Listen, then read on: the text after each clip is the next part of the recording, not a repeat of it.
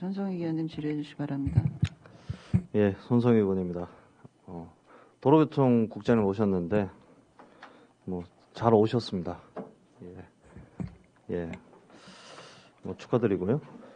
그 자율주행 자동차 조례안에 대해서 제가 좀 질의 좀 드리겠습니다. 이게 2025년 이제 12월 달에 우리가 자율주행 자동차 이제 시범운행 지구로 신규 지정이 됐죠? 네, 맞습니다. 그 신규 지정 이제 국토부에서 공고에 우리가 공모사업 신청을 했던 것으로 알고 있는데, 그때 국토부에서 자율주행 지구로 지정이 되면 파주시에다가 해주는 게 어떤 것들이 있었습니까? 현재 이제 지구 지정에 대한 부분을 네. 하게 되면 예. 저희가 자율주행 시범 사업을 할 수 있는 그 권한을 주는 부분이고요. 예. 지금 말씀하신 것처럼 뭘 줬냐 여쭤보시는 취지는 아마 재정적 지원 부분을 맞습니다. 말씀하시는 것 같습니다. 예. 그런데 그 지구 지정만 있을 뿐이지 현재 예. 이제 재정적인 지원은 없습니다. 그래서 다만 올해 이제 3월 달쯤 해가지고서 예. 국토부에서 이 그 자율주행 에 대한 공모 사업을 진행하는 게 있습니다. 그래서 네.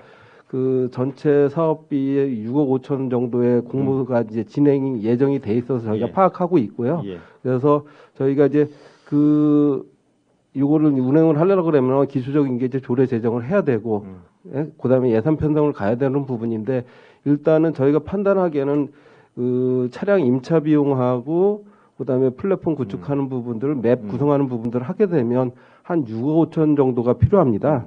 근데 국토부에서 올해 이제 공모를 해가지고서 지자체에 이제 지원하는 부분들이 국비 50% 정도로 해가지고 예상하고 있는 게 있는데, 저희가 일단은 올해 그거를 이제 전력을 다해서 어떻게 좀 받아와야 되는 그런 시점이 돼 있습니다. 예, 제가 이게 여쭤본 게 2025년 2월 기준에 지금 이제 장관이 아니죠. 이게 박상우 국토교통부 장관. 장관이 이제 보도 자료를 낸 거 보면 성남 판교 지역에 한 3억 정도 국비를 내려줬더라고요. 네. 그래서 최근에 성남에서도 보도 자료를 낸 거 보면 2026년 2월부터 자율주행 셔틀 도심을 달린다라고 되어 있는데, 제가 이제 여쭙던 것은 성남도 지금 지구가 이제 지정이 됐는데 벌써 이전에 그 국비를 확보를 했더라고요. 그래서 그때 확보한 조건과 지금의 조건이 다른 것인지에 대해 여쭙고 싶어서 이제 문의를 드렸던 것인데, 그때는 뭐 성남하고는 상황이 좀 다르긴 하겠지만요. 결론적으로는 우리한테 그 지구 지정에 대한 권한을 일부 준다라는 것이 맞습니다. 그게 현재로서는 있어야지만 예. 할 수 있는 부분이 되기 때문에요. 예.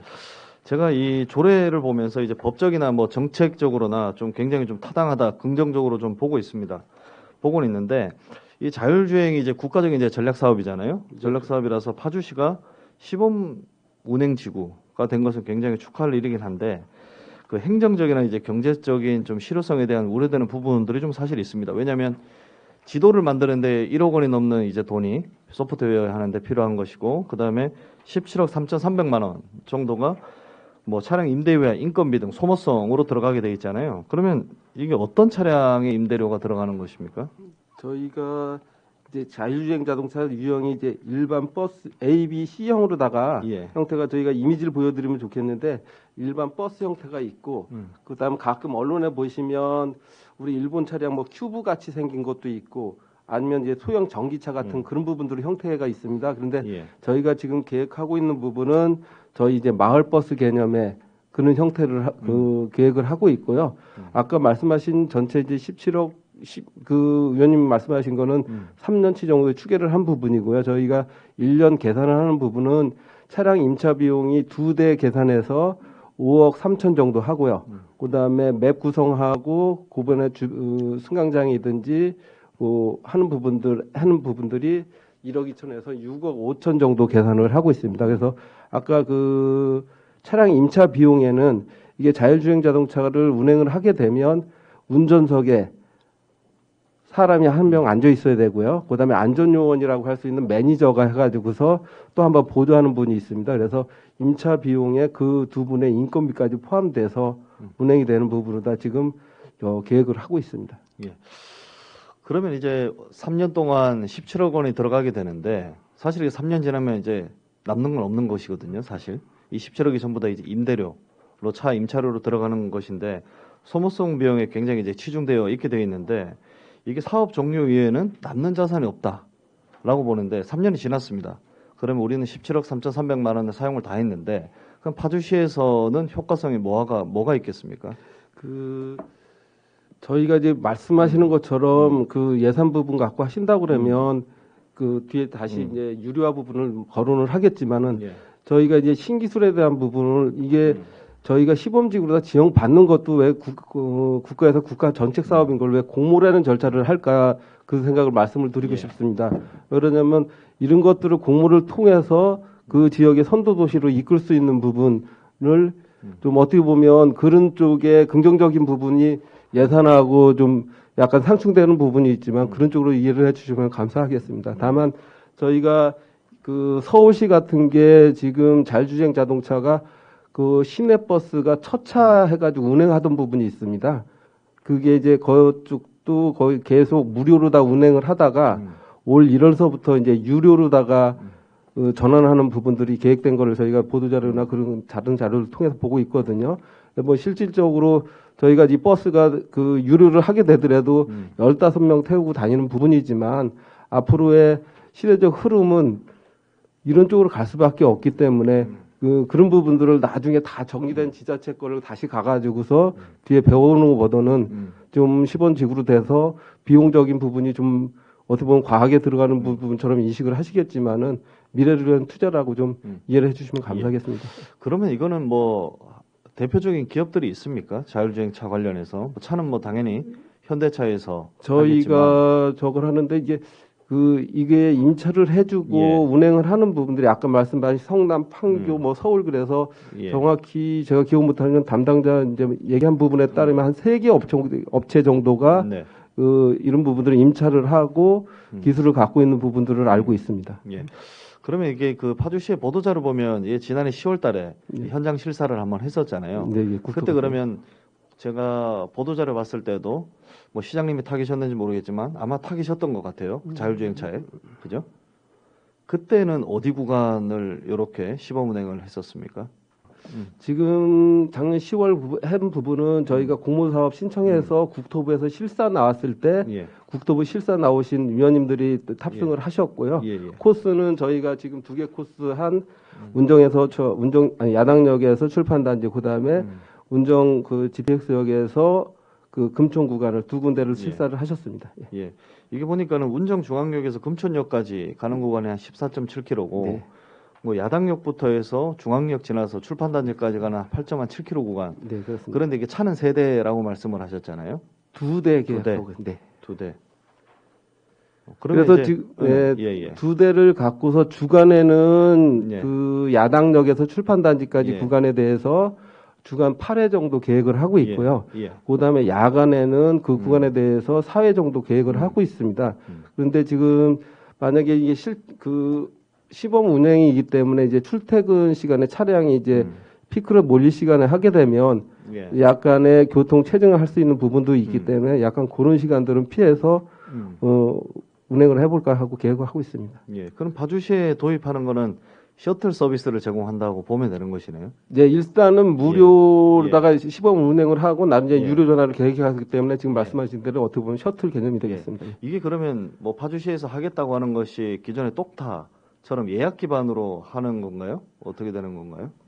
예, 지금 저희가 계획하고 있는 부분들은 예. 그 버스 노선처럼 정류장을 정해놓고서 만약에 이제 그 승차 인원에 오바되게 되면 못 태우겠지만은 예, 그 가용한 부분에 대해서 승차하고 운행하는 부분을 다 계획하고 있습니다. 그러면 이게 플랫폼이 사실 있어야 되잖아요. 네, 그죠? 그렇습니다. 플랫폼도 구축이 되어 있습니까?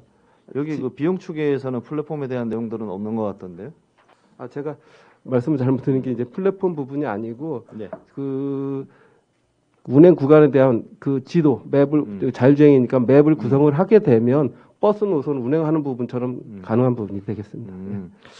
그러면 이거는 좀 비슷한 맥락인데 그 입법 예고 당시에 그 제8조 3항에 보면 운송사업자의 실시간 데이터 연계 의무가 삭제가 됐습니다. 이게 뭐 집행부에서 조례안 제출할 때 부의안건에 보면 허가권이 시도지사에게 있어서 시가 의무를 부여할 수 없기 때문이다라고 되어 있는데 그러면 시 예산이 투입되는 이제 플랫폼을 구축을 하더라도 이 데이터를 확보할 수 있는 권한이 없는 것이거든요.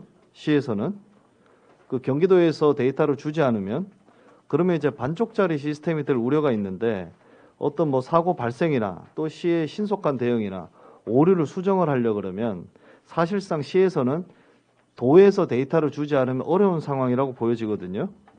이거에 대한 우려가 좀 있어 보이는데 어떻습니까? 조례 안에 그 14조에 보시면 저희가 네. 자료의 제출 부분이 있습니다. 예. 그래서 시장은 시범 운행지구 내에서 자율주행 자동차의 안전 운행을 위하여 필요한 경우 자율주행 자동차 운송 플랫폼 관계자 등에게 다음 각호의 자료를 제출 요청할 수 있다 부분이 해서 지금 말씀하신 그런 부분들은 예. 뒤에서 마지막 조에서 보완할 수 예. 있는 부분을 가능하리라 생각합니다. 제가 그래서 이 14조를 쭉 봤는데 여기서 중요한 거는 사실 강제 조항이 돼야 되는 것이거든요.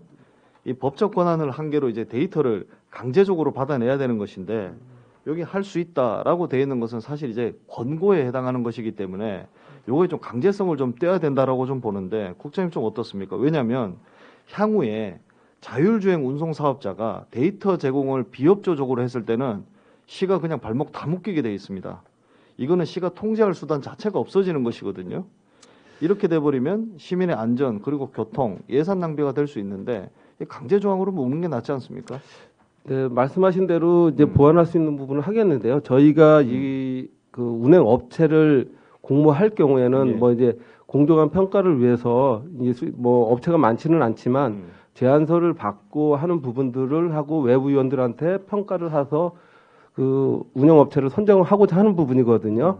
할 때 그 조건에 저희가 공고 나갈 때 조항에 저희들이 그런 내용들을 담게 되면 어떻게 보면 계약서 비슷하게 되는 거죠. 그 이행하는 부분에 대해서. 그렇게 되면 그거는 저희가 받는 부분에 대해서 받고 관리하는 부분에 대해서는 무리 없을 거라고 생각합니다. 예. 조례안에 강제로 수정하는 게 낫지 않아요? 어떠세요? 한번 예. 저기서 고민해 보도록 하겠습니다. 예. 저도 좀 고민 한번 해보겠습니다. 예. 예. 그다음에 아까 정밀도로 지도 제작 관련해 가지고 소프트웨어 튜닝에 1억 뭐 1,600만 원 책정되어 있잖아요. 네네. 사실 이거는 정밀도로 지도는 국토부에 국토정보지리원에 이 파주시에 대한 도로가 다 데이터가 있거든요.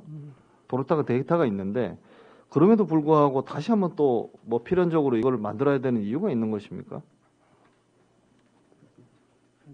뭐 제가 또 개인적으로 보면 민간 사업자가 그 정도는 투자를 하고 들어와야 되는 게 아닌가라고 좀 생각이 좀 되는데 운행하는 임차료도 내, 소프트웨어도 우리가 만들어줘. 그 사람들의 인건비도 제공해. 그럼 담는 게 너무 없는 거 아닌가요? 그 정도는 좀 민간 사업자가 수익을 창출하는 방향으로 봤을 때는 뭐 어느 정도 좀 수행을 해야 할 수 있는 거라고 보여지는데 시가 이것까지 투입을 해야 된다는 것이 과연 옳은 것인지에 대한 좀 의문점이 좀 드는 것 같습니다. 그러니까는 지금 말씀하시는 부분은 아까 처음에 말씀하신 이제 예산 투자 부분하고 같이 네. 좀 연계가 된다고 생각을 하는데요.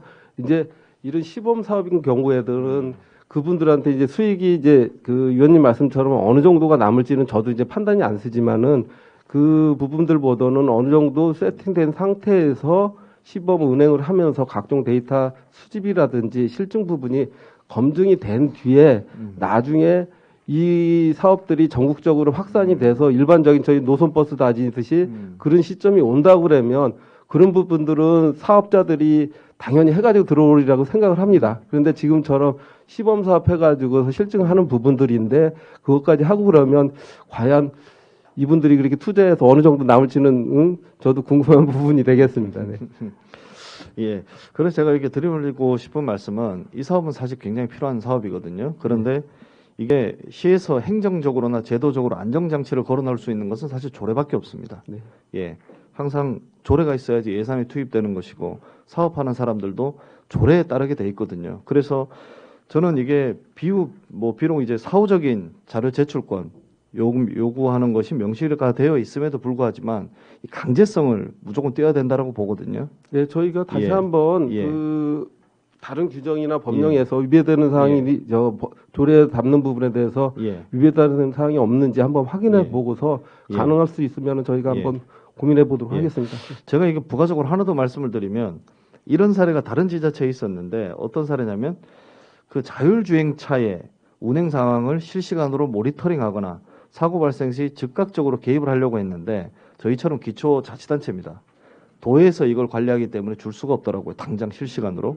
그렇게 돼버리면 즉각적으로 개입할 수 있는 행정적인 수단을 시가 잃어버리게 되더라고요. 이거에 대한 보완책이 꼭 필요하기 때문에 요거는 좀 강제성을 띄어야 한다라고 생각을 하고 그 외에는 문제가 없는 것 같습니다. 네, 고민하도록 하겠습니다. 네, 이상입니다. 네.